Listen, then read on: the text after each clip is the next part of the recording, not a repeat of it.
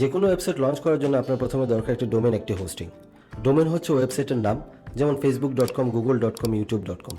এই ওয়েবসাইটের নামটি হচ্ছে ডোমেন। আর হোস্টিং হচ্ছে যে মেমোরি অথবা স্পেস, যেখানে আপনার ওয়েবসাইটের সব ধরনের ডাটা এবং ফাইল স্টোর করা থাকবে। এখন ডোমেন এবং হোস্টিং হচ্ছে দুইটা আলাদা ব্যাপার। তো আমরা কি করি, ডোমেন এবং হোস্টিং একসাথে কানেক্ট করে দিই।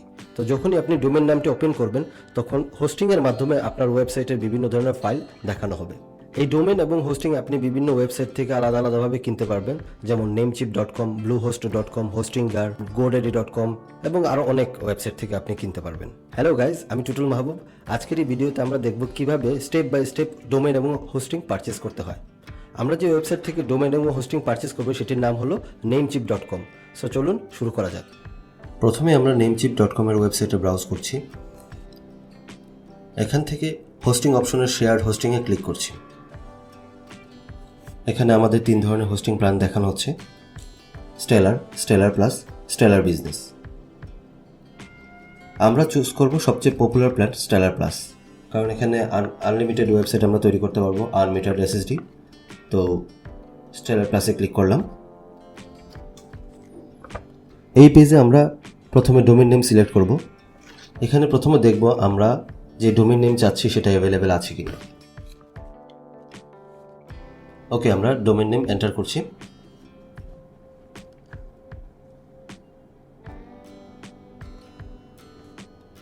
হ্যাঁ, আমাদের ডোমেন নেমটি অ্যাভেলেবেল আছে।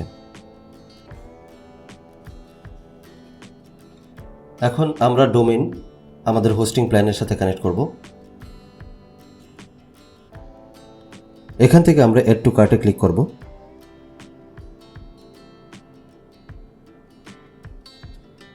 ক্লিক করলাম।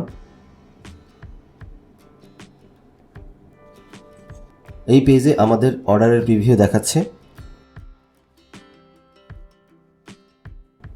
নিচে আরও প্রোডাক্ট আছে, ওগুলো আপাতত পারচেস করার দরকার নেই, পরবর্তীতে আমাদের প্রয়োজন মতো এগুলো পারচেস করতে পারবো।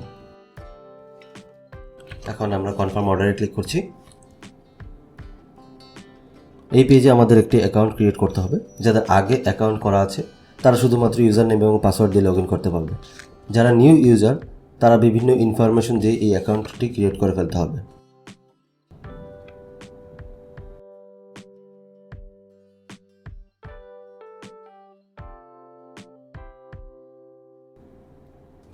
বিভিন্ন ইনফরমেশন দিয়ে দিচ্ছি, ইউজার নেম পাসওয়ার্ড চুজ করে দিচ্ছি, ইমেল অ্যাড্রেস চুজ করে অ্যাকাউন্টটি ক্রিয়েট করে ফেলছি। কন্টিনিউ ক্লিক করলাম। এই পেজে আমাদের ডিফারেন্ট পার্সোনাল ডিটেলস দিয়ে অ্যাকাউন্ট করতে হবে, যেমন অ্যাড্রেস, সিটি, কান্ট্রি, জব, সব ধরনের ইনফরমেশন দিয়ে আমাদের অ্যাকাউন্টটি কমপ্লিট করতে হবে।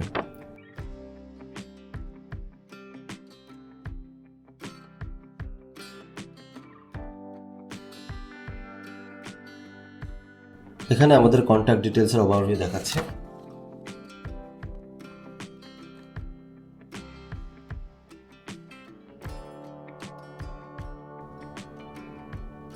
কনফিগারেশনে টিক দিয়ে কন্টিনিউ করছি।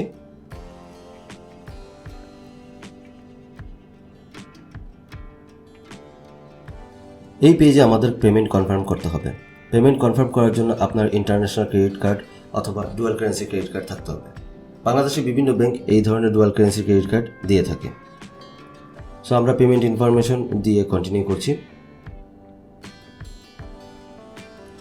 এই পেজে আমাদের অর্ডারের রিভিউ দেখাচ্ছে, মানে আমরা কি কি পারচেস করেছি তার একটা সামারি।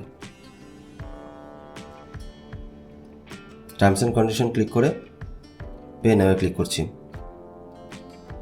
আমাদের কিছু সময় ওয়েট করতে হবে কনফিগারেশনের জন্য।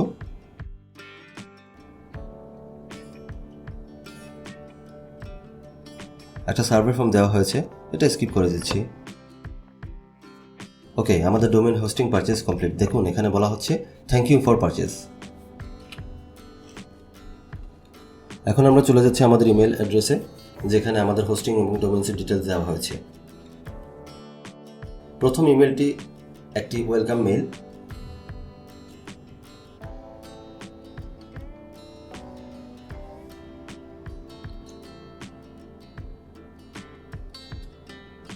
এর পরের মেইলে আমাদের হোস্টিংয়ের সকল ধরনের লগইন ডিটেলস এবং আদার ইনফরমেশন দিয়ে দেওয়া হয়েছে।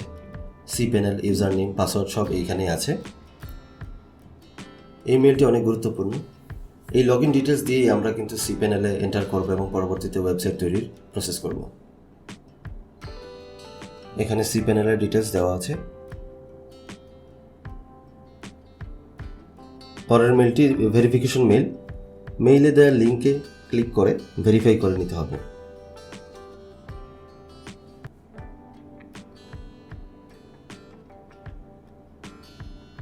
এখন আমরা আমাদের লগ ইন ডিটেলস দিয়ে cPanel-এ লগ ইন করব।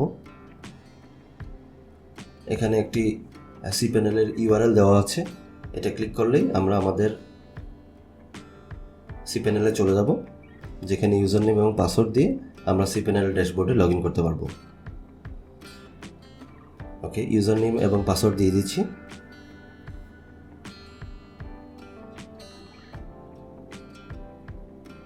লগ ইন করলাম।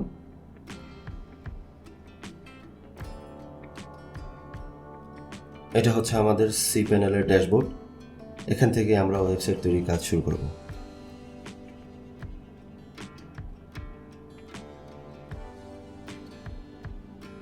তো এই ভিডিওতে আপনারা দেখলেন কিভাবে ডোমেইন হোস্টিং পারচেজ করতে হয় এবং সেট আপ করতে হয়। পরবর্তী ভিডিওতে আবার দেখা হবে। সে পর্যন্ত ভালো থাকুন, সাথেই থাকুন।